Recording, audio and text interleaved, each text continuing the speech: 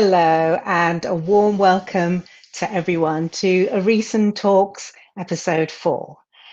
For those of you who are new to our talk show, this is a monthly talk show where we encourage, inspire, and connect with Black creatives. I am Sharina Brown, and I am founder and director of Orisun Productions. As I've said, Orisun Productions is a platform created to help give a voice to Black creatives in the industries. And this is one of the ways in which we engage with you guys. So thank you very much for joining us. We also want to hear from you during this show. So please use the chat function, the comment function, and let us know your comments and questions, because we want to hear from you and we will try to find time to get to those questions. If you're watching on YouTube, don't forget to subscribe to our channel and click the little bell icon to receive a notification when we release a new video. Finally, as you all know, the industry has come to a pause, although we're slowly opening up again because of the pandemic. We've been unable to stage any shows, so we're entirely reliant on kind donations from people like you who want to support the work we do. So please, there's a QR code in the corner of your screen. Please consider making a donation. However small will help us keep doing the work we're doing and help to improve representation in theatre. So now on with the show. Our first guest is a young emerging actor, writer and filmmaker from South East London. She is a member of the National Youth Theatre, the BFI Film Academy, and Sounds Like Chaos Theatre Company. She's currently training on Theatre Peckham's Originate programme, the National Theatre's Writing for Theatre course, and the Almeida's Anthem Writers programme. She recently had a role in a short film called I'm Out, which was about the impact of knife crime on our communities. She has also pioneered a project, which she will tell us all about, supporting young Black creatives in the industry. Please welcome Monay Thomas. Thank you. Welcome, Monay. Hello. Hi. Our next guest began her career in dance before she transitioned to acting. She has had a stellar career and continues to have a stellar career. She is a writer, director, and producer. The list of her talents goes on and on. She is a long-time collaborator with Theatre Stratford East, co-founder of Arawak Moon Productions, co-wrote and produced the play Shoot to Win, and she is a founding member of the all-Black female comedy troupe, the BB Crew. She recently finished filming for Slammer, a female-led psychological thriller due to come out in the near future. Please welcome Josephine Melville. Welcome, Josephine. Hello. Hey, Sharina. Hi, Monay. Hi, Josephine. Our last guest is legendary. He grew up in Jamaica and spent some of his childhood in the US. He moved to the UK in the 1960s, where he proceeded to tear down racial barriers as one of the first Black actors to feature regularly on British TV. And some of you may remember him as Dr. Bob Mathias in Space 1999. He has dedicated his career to promoting Black theatre.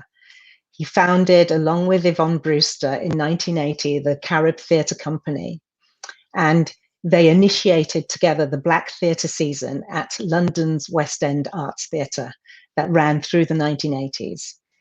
Carib Theatre's production of James Baldwin's The Amen Corner became the first Black-produced and directed play to transfer to the West End.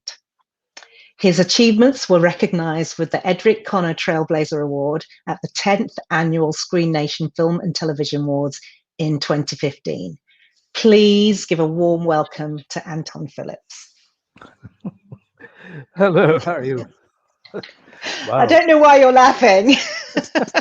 Well, I've never quite heard myself described like that, so it sort of comes as a bit of a shock. Well, it is richly deserved, and I am so honoured to have all of you with me today. I mean, it's just really quite wonderful to have so much talent on this show today.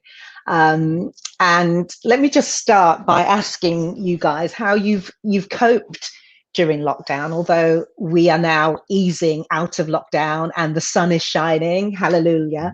But how's it been for each of you? Let me start with Monay first. Oh, thank you for having me, first of all. It's been a challenge. I think that's the best way I can put it. It's been full of contrast, a lot of a roller coaster of emotions and experiences, I'd say. But I'm here, I'm alive, I'm capable and able, so I'm blessed at the end of the day. And as far as like the easing stuff goes, I am a football coach as well. So I got back to football coaching today with all the kids, and it was so wholesome seeing them all.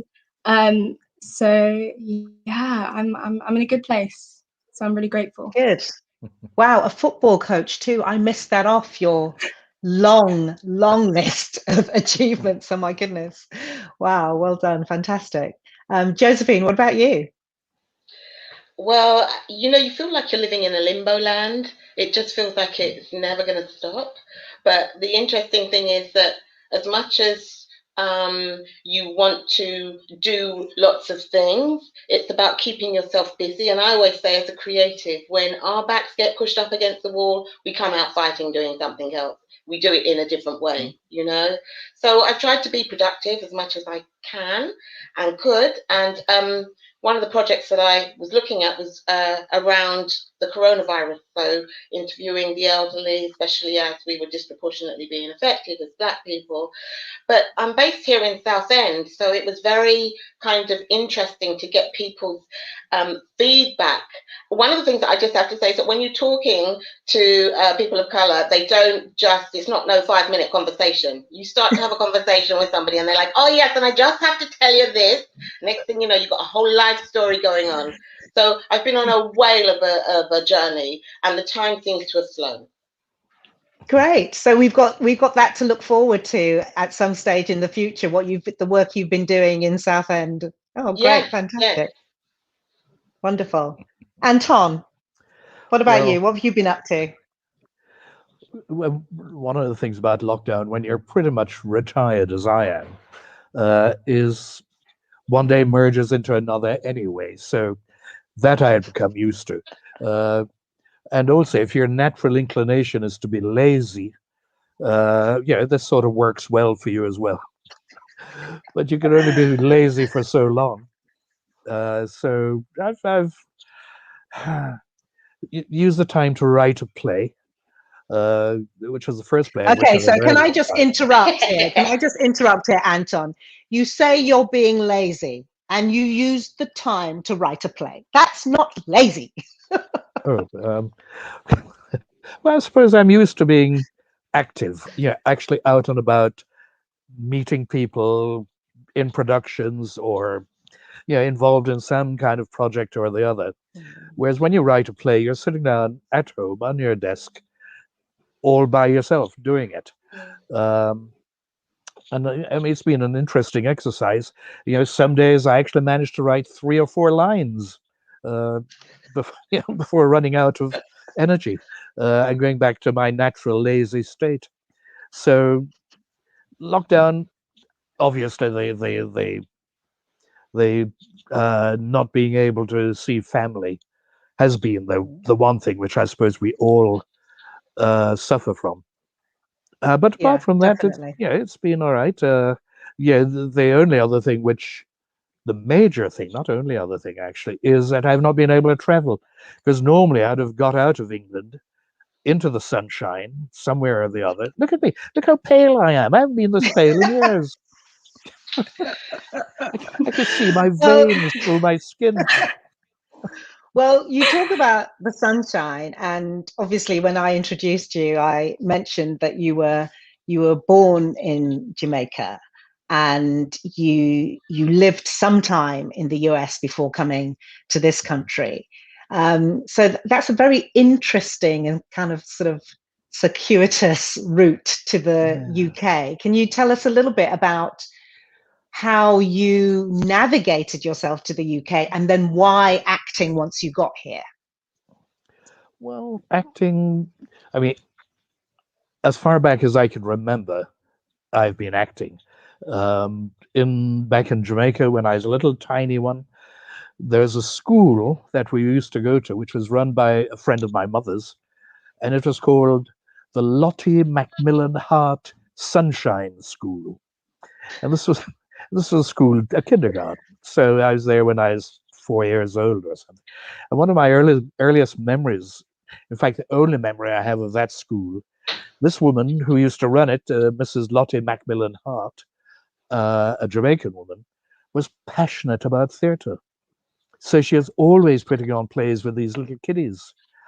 And the play that I remember being in more than anything else was her production of Pirates of Penzance. Wow. And I was, I think, playing a pirate. And the only thing I can remember about it is at the end of the show, coming on stage dressed as a pirate and doing a very formal bow from the waist and getting a tremendous round of applause. I think that turned me into a ham from then. And then you were addicted. Addicted Listen, from the there's age been of about 4, yes. there's a running theme, you know, throughout the shows we've done. All the guests mention that there was someone in their childhood, usually a teacher, who was pivotal in, you know, starting their journey, their creative journey. Monay, what about you? Was there a one person or one event that got you into acting?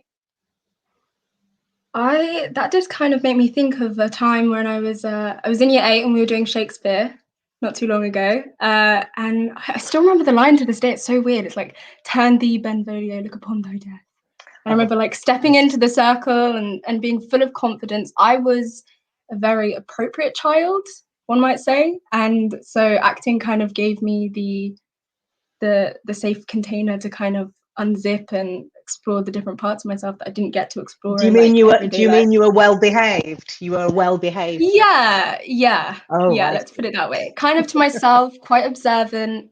But anyway, this one time that we were doing the Shakespeare thing, after I did it, my teacher came up to me and he was like, "You're really good, you know. You should do this for GCSE."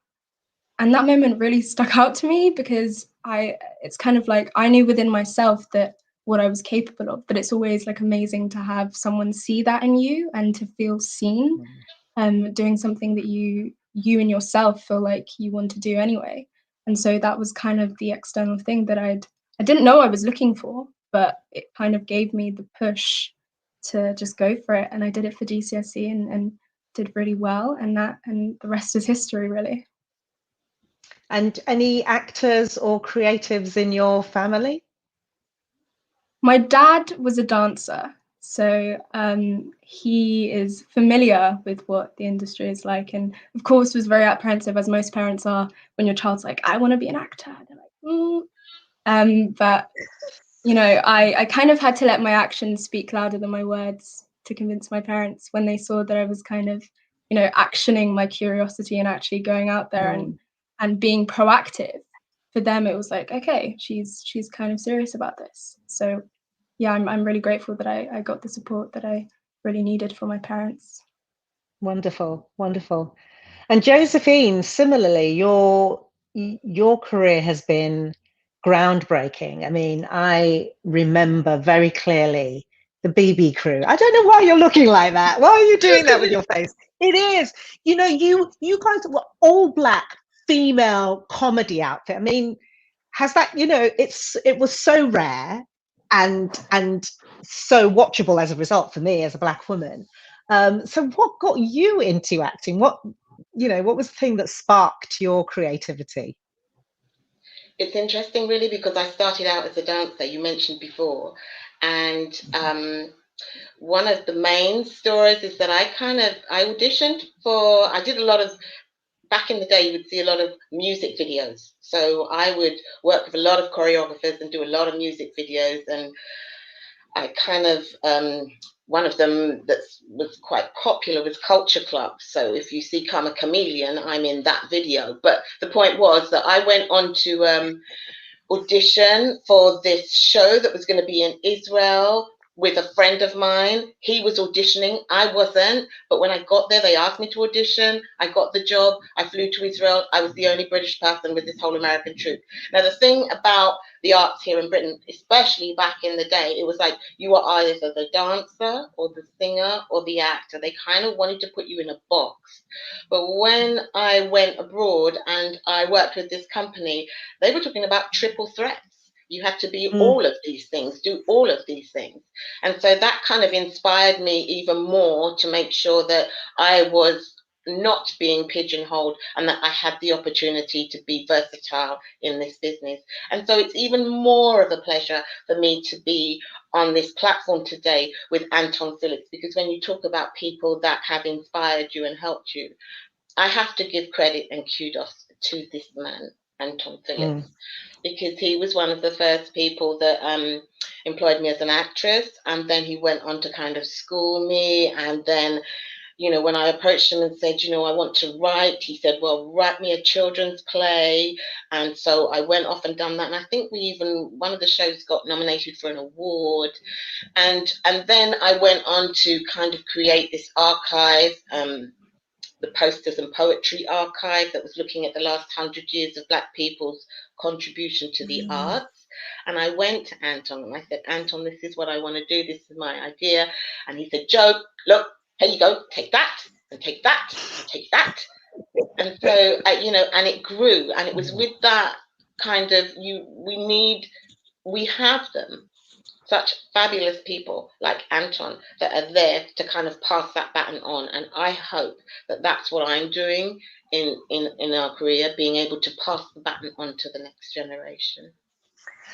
Absolutely. And that makes me think about the work that Monay is doing with young creatives. I mean, talk about passing the baton on. I mean, she makes my heart sing, this young woman, because I know that, that we have great things coming up behind us, really. I mean, the work she is doing with Enlighten. Could we just have we've got a video clip. The best piece of advice I've been given is stand your ground in this industry. Try not to compare yourself to other people, because I think we're all on our own very different, unique paths. This job is not easy. It's going to test you mentally, physically, emotionally. It's going to push you to your limits. So in order to stay sane and healthy and happy, you need to have other endeavours that bring you joy and that fulfill you. So Monay, that is a clip from an initiative that you started called Enlighten. Please tell us a bit more about it. Yeah, so that was kind of like the roots of Enlighten. This was all the way back in May when I was kind of thinking about, I was being commissioned by my youth theatre, Sounds Like Chaos, to create a project of my choosing. And I'd been in a kind of reflective state at that point, and I was thinking about my time in the industry so far. And I felt like I had so much inside that I kind of wanted to get out. And so what you saw was actually, I got in contact with some creatives that I know and good friends of mine. Shout out to all of them. It was lovely seeing their faces. And I basically said, look, I want to create this thing that is about uplifting, supporting, encouraging young creatives who look like us. And that I got them to answer the question, what's the best piece of advice you've ever received or given? And it wasn't intentional, but the kind of people that came back to me were all creators of color and women. So it was really amazing to see that. And it ended up being about self-care and representation and mental health you know, something that we need to talk about more, destigmatize more mental health issues. And so, yeah, that was kind of the first little facet of Enlighten. And what's the ambition for the project? I mean, you mentioned, you know, inspiring and helping creatives to look after their well-being, but is there a plan after this video? What else do you have planned? Yeah, so after this, I created a resource under the project called Planting Seeds, and that's a blog style resource that about 22 pages long, and it's basically a guide for anyone who's kind of at the beginning of their creative journey as an actor and wanting to kind of find out more and get to know the verities of the industry and what it's really like, and find ways and pathways of getting involved. And so that was something I released, I think last month. Seems like ages ago, but it was only last month. And so yeah, I launched that with the help of the Albany. And honestly, I want to create a community where we can just uplift each other and help each other and learn from each other and really be vulnerable, spaces of healing and of vulnerability where we can talk about issues that are important to us. And so these resources are basically just the very beginning, and I have big ambitions about kind of bettering it and outreaching.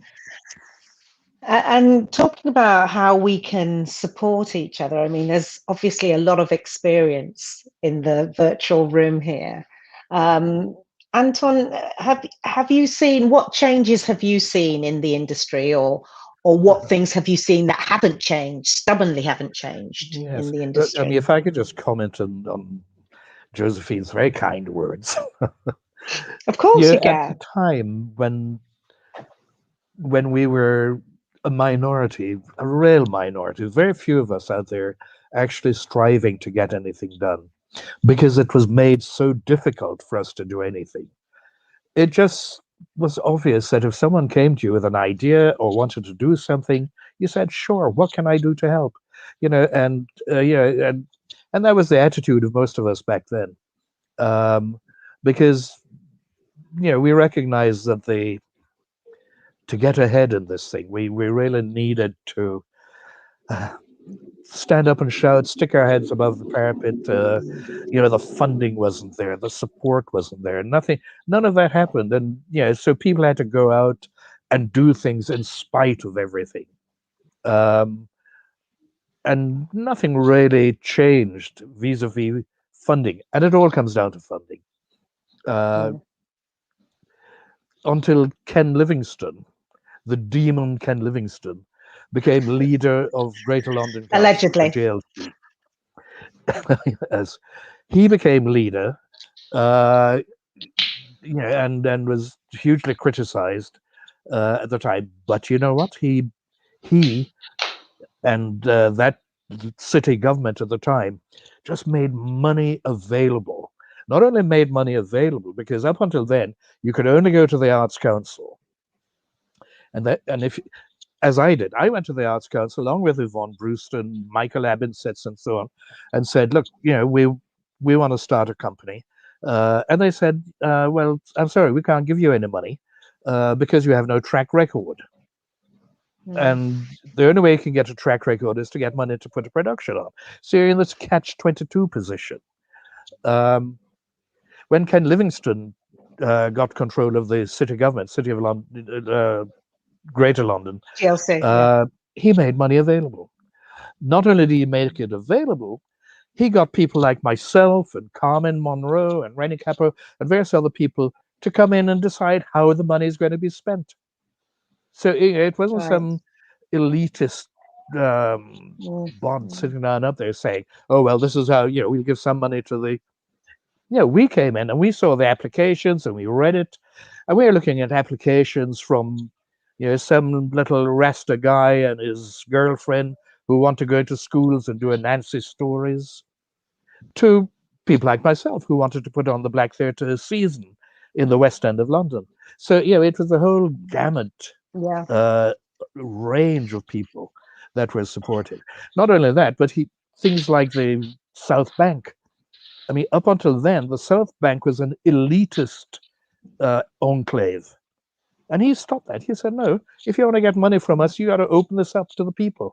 And suddenly, you had free concerts in the foyer, with Peruvian bands or Rasta drummers, their kids racing around. And the whole nature of the entire South Bank changed. And it sort of became a people's palace, a people's cultural palace. And I'm thinking specifically of the Royal Festival Hall. I mean, which up until then was like the Royal Opera House, it was for the elites.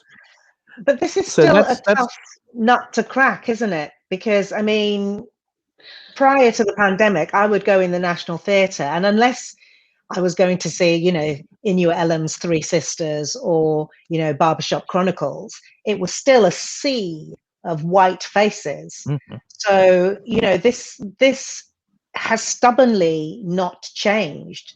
I mean, what do you think can be done to change that? The audiences, these. Sorry, Josephine, you go ahead.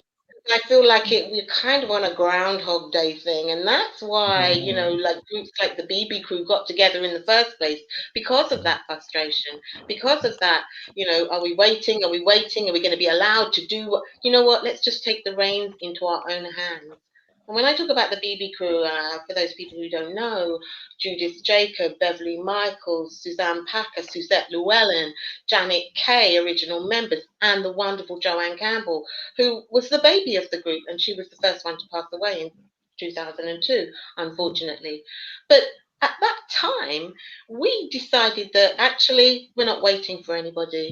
And we were very lucky to be in the Theatre Royal's radar. That was our home. Philip Headley was awesome. Again, one of those people that would open the doors to you. And we created our own shows.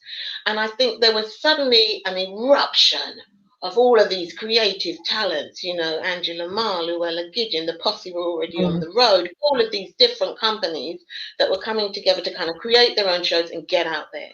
And I feel like we've gone to that stage where we're like, you know what, let's just do it. So I feel there is an explosion. Monay's already dealing with the same sort of thing. Do you know what I mean? She's kind of taking initiative, setting up production companies. That's what I'm hearing more and more of. And that's a fantastic place to be. We just have to still inspire the confidence, to be able to go forward. Yeah, absolutely. I mean, certainly Orisun Productions grew out of that sort of frustration and that desire to just get on and do it ourselves, really. We weren't getting, cast in the productions we wanted to be cast in. We were being, typecast or stereotyped. And so we thought, right, we'll do our own shows. I mean, and that's how Carib Theatre started, isn't it, Anton? Well, Carib's, yes. Malcolm, Judith, Malcolm Frederick, Judith Jacob, Victor Romero Evans, Janet Kay, that whole group of people, they were in a play, a Mustafa Matura play, which was supposed to go on at a place called the Cascadee. There was a bit of a problem at the Cascadee, so they moved it somewhere else, to the Commonwealth Institute, which used to be, it still is, but it's not functioning anymore. The Commonwealth Institute in Kensington. And they needed a name, so they called themselves the Black Theatre Cooperative, and they were a huge hit. They did the play was called Welcome Home, Jacko, a play written by Mustafa, directed by Charlie Hanson, and this was a tremendous hit. Philip Headley, who Josephine mentioned, saw it and took the play into the Theatre Royal Stratford, where it just ran to full houses of masses of young Black people, because there hadn't been anything like it before. And a friend of mine, after BTC, Black Theatre Corp, was running for a while, said to me, those people at BTC, they've only employed themselves, they don't employ the rest of us. I thought, well, that's why they formed the company, to give themselves work. Why don't you form a company? And then I thought, well, hang on, why don't I form a company? So I approached Yvonne and I approached Michael Ebbinsetts. There's a Canadian writer called Lennox Brown, who was here at the time, and I had a chat with them, and then went to meet Ken Chubb, who was then the artistic director of the Tricycle Theatre, to ask him. And he said, well, it's not really a good time to start a company. But then again, it's never a good time to start a company. So we went ahead anyway. And we commissioned Michael Ebbinsetts to write a play for us, and Yvonne to direct it. And of course, the Arts Council turned us down. That's when they turned us down, because we didn't have a track record. So, I mean, I don't want to keep going on, because, how it kind of actually started. But that was the root of it, thinking, hang on, these guys are BTC, they've done it. The rest of us should be doing something like that. Yes, yeah. There to create work for everybody else. Yeah. And I sort of recognize, I mean, I recognize that. I see that in, the young creatives. They're very much taking to, YouTube, whatever platform is available to them, and creating their own content. Has that been your experience, Monay? Yeah, I 100% agree. I mean, observing the people around me, especially, like, there's a newfound sense of like vision and resourcefulness combined, and then on top of that, like fearlessness and a sense of agency about, telling their own stories. And so that combination is like almost unstoppable and fierce. So yeah, and I think from my experience, there are the type of dialogue that we're having, especially amongst my lot in my generation. The dialogue seems to be much more like solution orientated, less so about, I mean, to get to that place, obviously you have to discuss the journey and the deep-rooted issues that have resulted in where we are now. But there seems to be like a great sense of optimism and hope, because we are taking agency and just doing it. And there are so many companies and organizations who, I mean, we were just talking about viewership at the National, who kind of walk the walk but don't talk the talk, and like they're creating plays for us, but yet it's not accessible. It's not really accessible. And so the dialogue that the conversations that I've been in have been about like dismantling these processes that don't have our voices at the center. Like, that's what we need to do. We don't want to be fit into like white spaces. It's really important that we build up, from that. Yeah. I just want to add to that, because things are changing. I mean, the fact that Rufus is there, it's Clint Dyer has just gone in as part of the artistic creative team with Roy Williams. So there is going to be eventually a change. Josette Bushell-Mingle has come in, and she's going to be involved with another. Do you know what I mean? So there really is a sense of change going on, and that we have to look at that as a positive. From that side, part of the problem that we initially had was that there were some of these venues that they weren't catering to the Black audience. They weren't opening their doors or engaging with them, or whether it be through the marketing or the publicity, it just didn't seem that like they were trying to reach that Black audience. But it's now we are going into those places anyway. So, slowly but surely, those doors are getting broken down. They can't stop. Before, you used to feel like, oh, let me just hold the door open. Quick, everybody, run, get in, quick, before it's shut, quick, But now it's like, hello, we're here. We got something to say. And we're going into those spaces with our own stories, our own narratives, and Josephine, you write as well as direct sometimes as well, don't you? Yes, and I have to give credit. Win. Is this what this is? That is, you look at you, fearsome in Shoot to Win at the Theatre Royal Stratford. Tell us a bit about that production. Was that you were in it, obviously? That was a joy.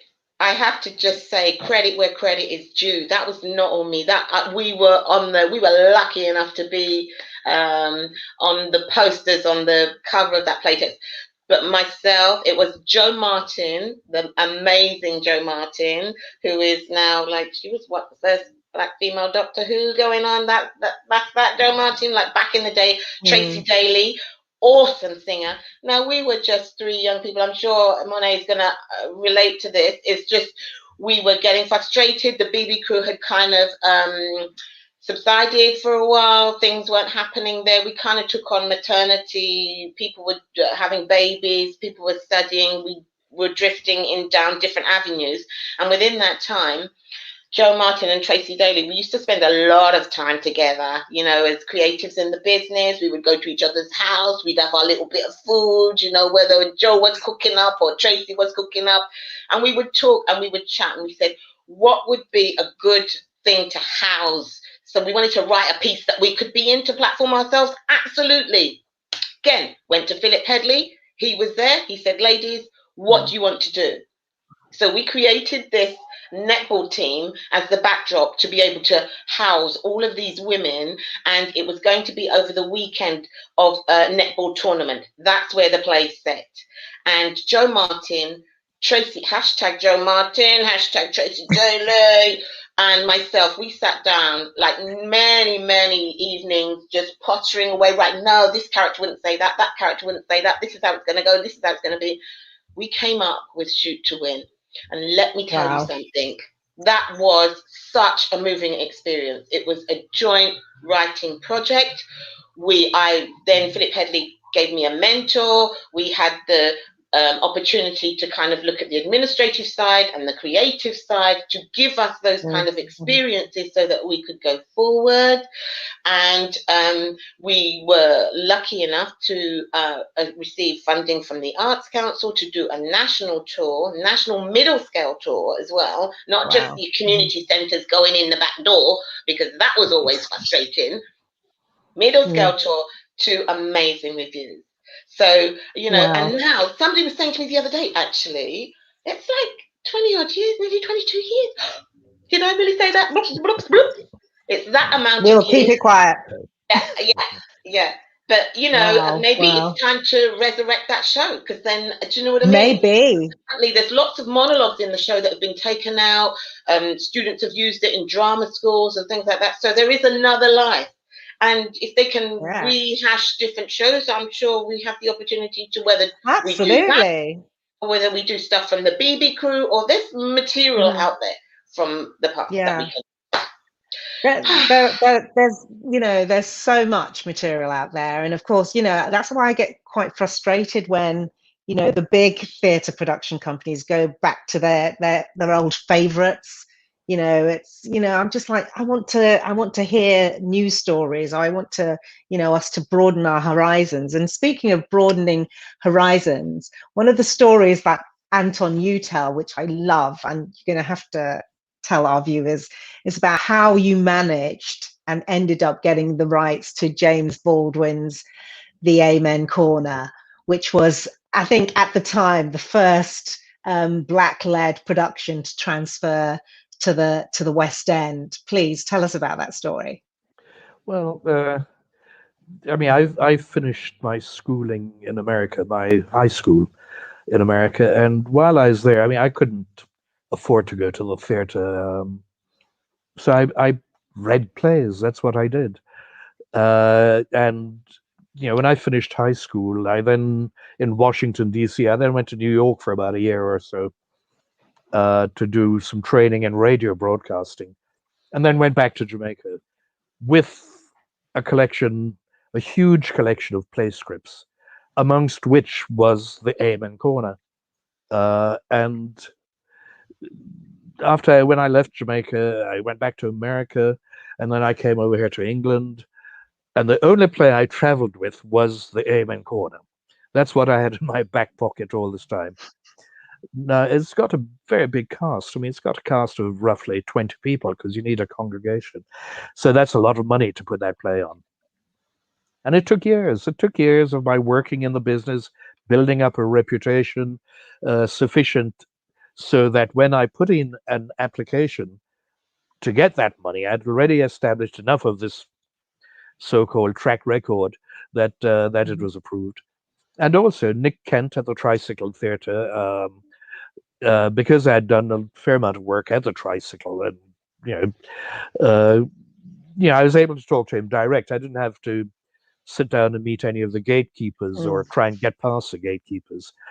And he said, yes, fine, but what about the rights to the play? And I said, well, yes, I mean, I'm tracking it down. And no, he said two things. He said, okay, you can have the theatre if you show that you've got the rights to the play, and if Carmen Monroe does a lead part. Well, I'd already spoken with Carmen, and she had already agreed to do the lead part, so that was no problem. Getting the rights to the play was the big problem. You go through the usual channels, Frenches, the various agencies, and so who's got the rights to this play? And nobody had it. And I thought, well, the only thing to do is to try and get it from James Baldwin himself. But how do you get hold of James Baldwin? Now, as it happens, Horace Ove, the filmmaker, the Trinidadian filmmaker, is a friend of James Baldwin's, and somebody told me this. So I telephoned Horace, and I said, Horace, I'm trying to get hold of James. And he gave me his number in the south of France. So we do that on Facebook now. We would do that on Facebook now. We'd see who's your friend on Facebook. Yeah. Go ahead, continue. But so anyway, with this number, I telephoned, and somebody picked up the phone. Hello, I said, I'd like to speak to Mr. James Baldwin. So this is he. I said, Mr. Baldwin. Introduced myself, told him what I wanted. I said, I'm trying to find out who's controls the rights for the play. So I do, baby. And I said, well, look, can I come and speak to you about it? He said, sure. So this must have been the Wednesday, say. I said, I'll call you right back. I hung the phone, went downstairs. My office was in Kilburn at the time. And there was a travel agent just downstairs. Went in there, said, I need to get to Nice by Friday. As you do. He said, yes, there's a plane. I booked a ticket, went back up, telephoned James Baldwin, and said, I'll be there at 4:00 on Friday. And sure enough, at 4:00, I landed at Nice airport, and there was James Baldwin waiting to meet me. Wow. Got into his car, and he drove me to his house, and I spent the weekend, chatting with him about the play, about life, the universe, and everything, and got the rights to the play happily. And he actually came to see the production, didn't he? I mean, we've got a picture of you here. Oh, he did more than that. He arrived about a week before the show opened and just made himself completely available. So we got massive publicity. We had big articles in all the major newspapers, lots of photo opportunities. Not only that, but he was there at the Tricycle Theatre, to give his full support to the cast, who, you can imagine, we're all in awe. Yeah, I mean, what I love about this story is how it demonstrates that with tenacity and drive, there's nothing you can't do. You just really just push through and go for it. If there's a difficulty, you can find your way around it. And I think that's a wonderfully inspiring story. I love it. Who's got the rights? I'm just going to go straight and find out. I'm just going to find out myself. Yeah, it's all about that 6 degrees of separation, isn't it, really? And I always say, feel the fear and do it anyway. Mm-hmm. Yeah. Well, that resonates with you, Monay, doesn't it? Feel the fear and do it anyway. Yeah, man. That's Josephine, have you read Feel the Fear and Do It Anyway? Susan Jeffers. Yeah, life-changing. Yeah. Man, yeah, you're kind of. I use that a lot, especially when I do workshops and everything with young people. I say, get out of the box. Do you know what I mean? And, exactly. Perseverance, determination, drive. Of course, you're going to have to work hard, but you know what? Feel the fear and do it anyway. Amen. Well, you've got to work hard anyway. It doesn't matter what circumstances. If you don't put in the work, you don't get the rewards.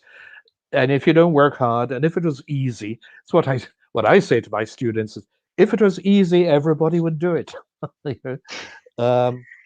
But there's one other thing which I'd quite like in terms of self-determination and doing things. There's a whole theatre genre which exists in this country, which it's like an elephant in the room. And this is what's known as the Roots plays, which are done. Sorry, say that again. Root, as in roots, man, Oh, okay. Yeah, and these plays are put on by there are 3 or 4 producers, all based in South London, oddly enough, who bring these plays over from Jamaica, or they commission them. Oh, you But mean they're Blue all Mountain? Blue Mountain Blue is one. Mountain. Yeah. Devon Morgan is another one. Oliver. Bagger John is another one. Oliver Samuels. Oliver Yeah. Samuels, yeah. They bring over Oliver. And I mean, I ran into trouble with the Arts Council because I called them out as being racist in their policies, and they didn't like it, so they cut my grant in us, All right. just Okay. like that. They thought, right, that's it. You bad mouthing us publicly, no more money for you. So, Monet, as a matter of caution to you, if and when you get on that Arts Council merry-go-round, be careful how you criticize them, and there will be a lot to criticize. But they don't like to be criticized, and if you criticize, especially publicly, they come back at you. So they came back at me because I call them racist, which I don't know anybody who admits that they're a racist. Do you? No, But that particularly doesn't now we stop have a them being report. racist, does it? Yes. You calling me No, racist? exactly. Who are you calling racist? You, because you're not giving us the money. You're giving it to everybody, and so on. How long ago did that happen? Was that recent? Was some years ago. No, this was some years ago. When Carib was at it, we'd recently done the Amen Corner, which was you cannot imagine how big a success the Amen Corner was. It was huge. And then after that, we'd done the Derek Walcott play Remembrance with Norman Beaton, which was also a big success for the Tricycle Theatre and so on. So, and then, but I was also sitting on funding bodies at the time. And there had been a policy in the funding bodies that they would not support any theatre which couldn't demonstrate equal opportunities for everybody, and not just employing bar staff or cleaners, but employing people in the administration, having people on the board, the casting of plays, the productions that they put on. Because, I mean, as you will have heard from Josephine and myself, there are basically only 2 theatres doing black plays, giving opportunities for black plays to be done in London. One is the Theatre on Stratford, and the other one was the Tricycle Theatre. So, and then through Ken Livingstone, this policy of equal opportunity, if you want the money, show us, was forced on the Arts Council. They accepted it. So then, for a while there was this blossoming because they wanted the money. So, hey, they invited people to come in and be part of the industry. Join us, they said. We've got Anton, sorry to interrupt you there, but I just wanted to sort of connect this with what's going on in the landscape at the moment, because there are quite a lot of artistic directors who are black now. So we've got Kwame Kweyama at the Young Vic, of course. We've got Talawa Theatre. We've got Brixton House. Yeah. Yes. We've got the Bush Theatre. And we've got Peckham Theatre. Is it Theatre Peckham, which Monet you have worked with? So I think what I'm seeing is a more encouraging picture. In the period that I'm talking about, the Arts Council commissioned a woman called Dr. Elizabeth Clark to do a survey of Black and Asian theatre in Britain. And I got a report, her final report on this, and she identified 18 professional theatre companies in London, never mind out of London, 18 theatre companies, which, again, as I said, range from the Black Theatre Season, putting on plays in the West End, down to a little couple of people doing, but they were professional. They're earning their living from that. How many have we got today? Things have not moved forward. They might be more visible today, and we're more aggressive because we've shown that we have earned the right. We have the right to be there and to get a piece of the cake. But we haven't. Have we moved forward? The names of those companies that you mentioned, Kwame Kwei and now Clint are probably the only two black people in. I mean, I might well be wrong because I'm not really keeping up to date with these things so much anymore. But in white organizations, those are really the only two creatives that I know of. Yeah, the others you mentioned are black companies, Taloa and so on. Yeah. That's true. But we're forging on. Sorry, Josephine. No, I kind of, because you just took me on that reminiscing journey, Anton, and I remember doing a project with the Arts Council, and it lasted over a year. And when we went in, it was we went to every single Arts Council office in England, okay, and we were looking at the kind of institutionalized racism. We were looking at Black history, and when we started, it was BME, Black Minority Ethnic. And as we traveled on around the country, went to BAME, then it went to BAMER, Black and Asian Minority Ethnic Refugees. And this was about the pot of money that was for the BME community, creative community. By the time we finished, it was like this big banner, and that money had kind of just been whittled away so that it wasn't there for the Black community. It was there for everybody. Had to share this money now.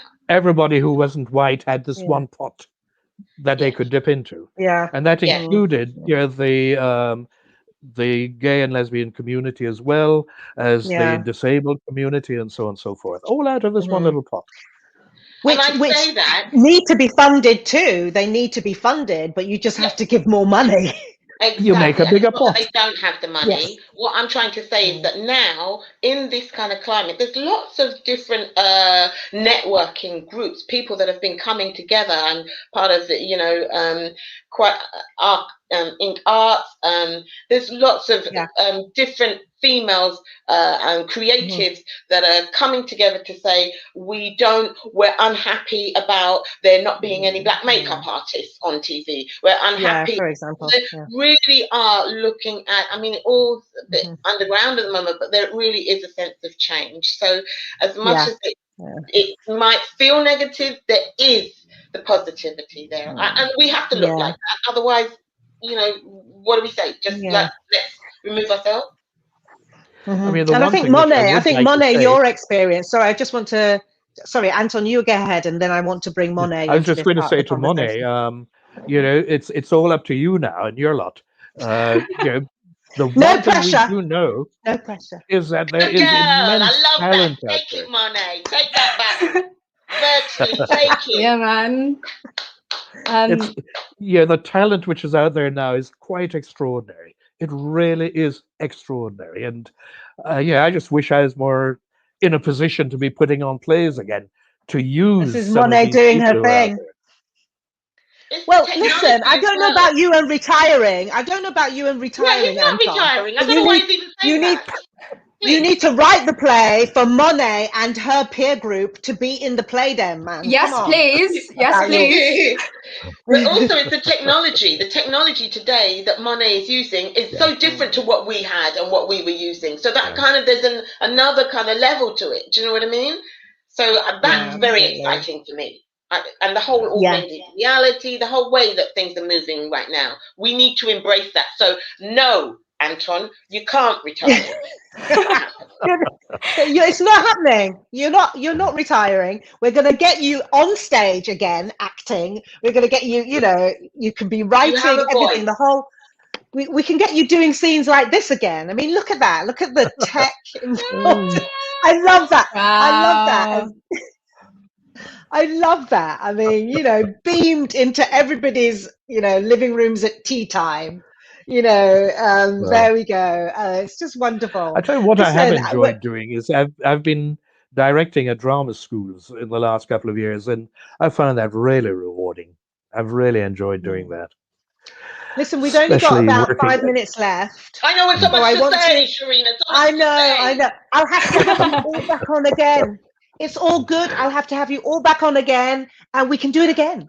But I want to go around the room and, just give little nuggets of advice or, something that somebody's told you in your career that really helped you power through,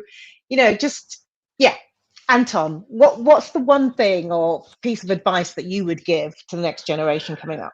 Well, I suppose, when I was in drama school all those many years ago, the principal of Rose Bruford, which is where I went, on the first day addressing the first-year students, he said, "Yeah, when you get out of here and you qualify and you're out there in the big bad world of theatre, you're going to come across all sorts of disappointments, setbacks. Yeah, it's a tough world out there. But the one thing you must never do is to despair. Never despair. You just buckle down and just keep motoring on, and keep aiming high." So, and that impacted on me at the time. Yeah, that's lovely. Josephine, you? I really want to kind of say that we have to keep trying. Absolutely agree with Anton, but don't be afraid to fail, because there is a learning in the failure. All right, we don't get the opportunity to play enough. We haven't had that, so then there's a lot of pressure on us. But don't be afraid, because that's how we're going to learn, that's how we're going to grow, and that's how we're going to create new material for the next generation. I love that. Love that. Thank you. Monay, I'm going to give the last word to you. I would say that, especially in our social media age, it's so easy to kind of look at other people and compare. And I think it's really important to know that our journeys are our journeys, and whatever path you take, you're going to learn something. So find some solace in that, and also find a way to exist outside of your work. You know, work isn't the be all and end all. It's there's so much love and so much, like, connect with people, find adventure and fun, and create your own meaning, and look after yourself. Number one thing. Wow, girl, you must have been here before. You must have been here before. You are such a wise head on young shoulders. I mean, thank you. Truly a wonderful thing. Thank you all for giving your time so generously today. Just have to say, my lovely, I'm looking at my name and it's Josephine Melville. I typed it wrong. I just want you to know that. It is Melville, and now an hour later I'm looking at it going, what is that though? It wasn't me. It wasn't me. Yeah. Okay. Thank you for correcting that. I've just got a few announcements to make before we close. So the first thing, we're trying to make money so we can do our thing at Orisun Productions. So one of the things we're doing is, well, you can donate, as the ticker says at the bottom, and there's the QR code, which and you can go to our website to find out a bit more about what we do and how to donate. But we also have merchandise now, guys. And each of you lovely people will get one of these. You will get one of these. But we have a shop now on the website. Oh, it's this way. Oh, right. So you can go to the website and buy a tote bag. Very handy, and you will look very fashionable. And then I'd like to close with a reminder about where the Orisun journey started, which was in a cafe with my friend Sheyun Shote, who died last month. And he's a great loss. He was a friend as well as a collaborator in this Orisun journey, and we will miss him, but we will continue the work that we have to do in his memory. So thank you very much for tuning in today, and make sure you subscribe, like, and share. Thank you. Cheers.